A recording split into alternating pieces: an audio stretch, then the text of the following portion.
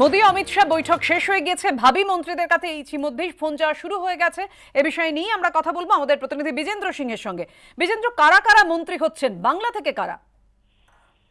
দেখো পাপি, এখনো জানতে পেরেছি প্রধানমন্ত্রীর দপ্তর থেকে বাবুল সুপ্রিয়কে ফোন করা হয়েছিল এবং তাকে 4:30টার সময় প্রধানমন্ত্রীর আবাস 7 নম্বর লোক কল্যাণ মার্গে 4:30টার সময় আসতে বলা হয়েছে। তো সেটাতে একটা ইঙ্গিত পাওয়া যাচ্ছে কি তিনি মন্ত্রী হচ্ছেন।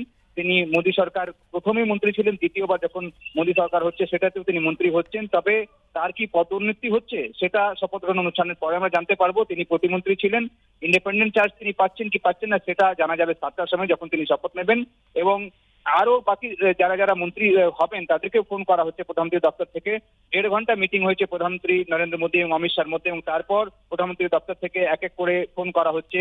যারা সম্ভাব্য মন্ত্রী হবেন তাদেরকে আমন্ত্রণ করা হচ্ছে প্রধানমন্ত্রীর আবাস 7 নম্বর লোক কল্যাণ মার্গে 4:30টার সময় আসার জন্য, চা চক্রের জন্য। এবং 2014তেও একই চিত্র আমরা দেখেছিলাম পাপিয়া, যখন গুজরাট নিবাসে ছিলেন নরেন্দ্র মোদী, এবং সেখানে শপথ নেওয়ার আগে যারা যারা মন্ত্রী হবেন তাদেরকে গুজরাট ভবনে ডাকা হয় এবং সেখানে নরেন্দ্র মোদীর সঙ্গে তার মিটিং হয় এবং তারপর তারা 2014তে শপথ গ্রহণ অনুষ্ঠান হয়েছিল রাষ্ট্রপতি ভবনে।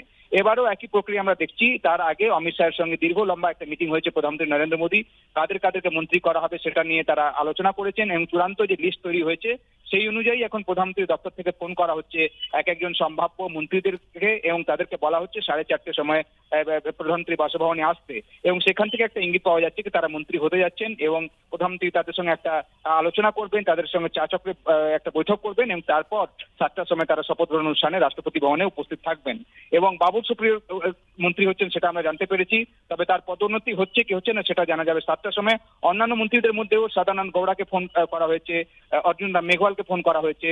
এবং যারা সিনিয়র ক্যাবিনেট মিনিস্টার ছিলেন তাদের মধ্যে বেশিরভাগ এই নরেন্দ্র মোদীর সেকেন্ড যে ইনিংস হবে সেটাতেও তারা মন্ত্রী হচ্ছেন, যেটা এবং তাদেরকেও জানানো হচ্ছে কি তারা মন্ত্রী হচ্ছেন এবং তাদেরকে শপথ গ্রহণ অনুষ্ঠানে 7টার সময় রয়েছে। তার আগে তারাও প্রধানমন্ত্রী বাসভবনে পৌঁছবেন আর 4:30টার সময়। এবং আরো পশ্চিমবঙ্গ থেকে পাপি, আমাদের কাছে সূত্র থেকে খবর পাওয়া যাচ্ছে কি আরো হয়তো 3জন মন্ত্রী হবেন এবং সেই 3জন কারা রয়েছেন কিছুক্ষণের মধ্যে আরো স্পষ্ট হয়ে যাবে পিকচারটা। কেন কি 18জন জয়ী সাংসদ পশ্চিমবঙ্গ থেকে, লোকসভা থেকে যারা বিজেপি থেকে জয়ী হয়েছিলেন তারা দিল্লিতে এসে গত কয়েকদিন ধরে রয়েছেন এবং সবাই অপেক্ষা করছেন কি কে ফোন পাচ্ছেন এবং কে ফোন পাচ্ছেন না। তবে এখন অব্দি যেটা আমি কনফার্ম করতে পারি কি বাবুল সুপ্রিয় ফোন পেয়েছেন এবং তিনি 4:30টার সময় যাচ্ছেন প্রধানমন্ত্রীর সঙ্গে সাক্ষাতে 4:30টার সময় প্রধানমন্ত্রী বাসভবনে।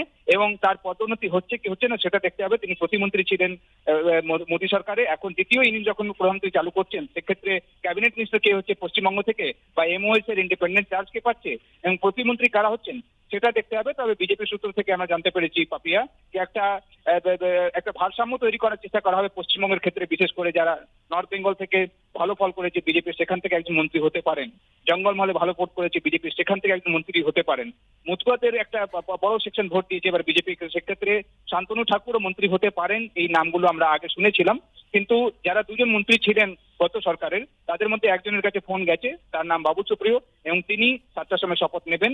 4:30টার সময় তাকে প্রধানমন্ত্রী বাসভবনে ডেকে পাঠানো হয়েছে প্রধানমন্ত্রীর দপ্তর থেকে। ধন্যবাদ বিজেন্দ্র। অর্থাৎ ভাবী মন্ত্রীদের কাছে ফোন যাওয়া শুরু হয়েছে, আমাদের সেদিকে নজর থাকবে।